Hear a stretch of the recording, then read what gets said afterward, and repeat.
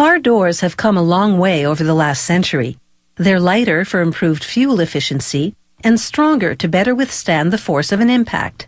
They also now contain a lot of electronic gadgetry like speakers and power windows, all of which enhances the daily commute.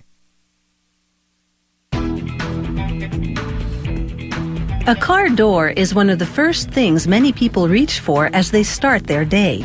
So let's unlock the mystery of how it's made. It all starts with carbon steel, an alloy that's strong yet malleable.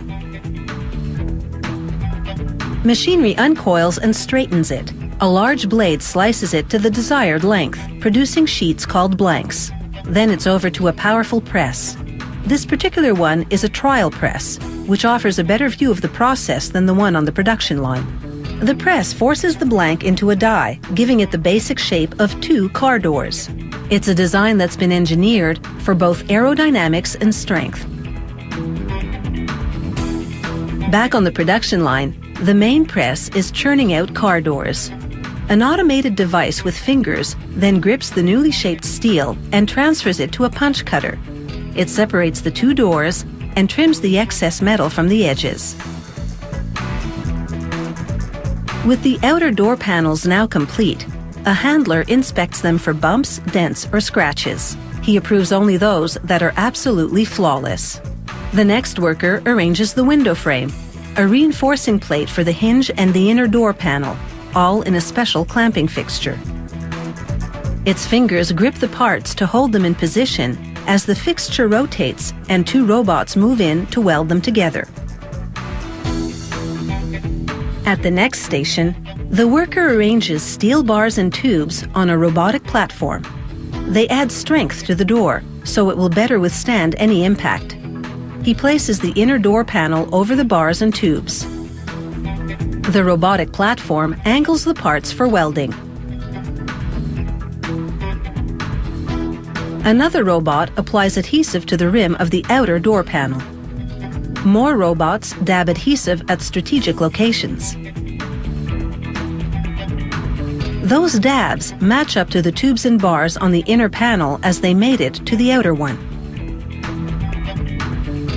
A special press then folds the lip of the outer panel over the inner one. This hemming gives the assembled car door a neater edge.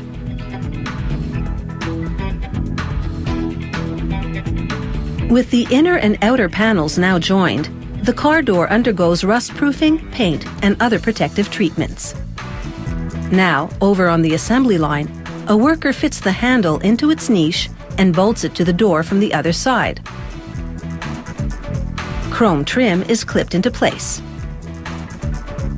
Moving down the line, a worker installs a small fixed window in the groove of the frame.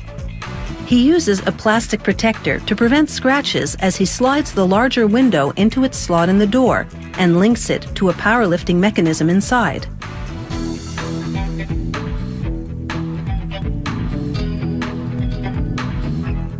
He separates the 2 windows with a metal divider. At the next station, this car door gets an automated side view mirror. They're now ready for the inner panel and its workings. The employee wires the panel to the door and snaps it into place. He tests the power windows and they close to a tight seal, indicating a successful installation. A special elevator now lowers the completed car doors 6 meters to the next station. A worker unloads each door with the help of a pneumatic arm. This device shoulders the weight of the part and correctly positions the door for installation.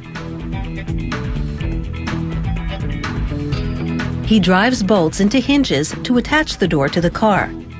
On the door side, the heavy-duty reinforcement plate surrounds the hinges and supports them. The whole weight of the door will hang on this plate as it swings open and shut. With all the panels installed, it's time for the final adjustments. They call this finessing. They examine each panel to confirm that it's flush to the rest of the car body, and they tweak the installation job where needed. Finally, they're satisfied the assembly is airtight, so it's time to close the door on this production.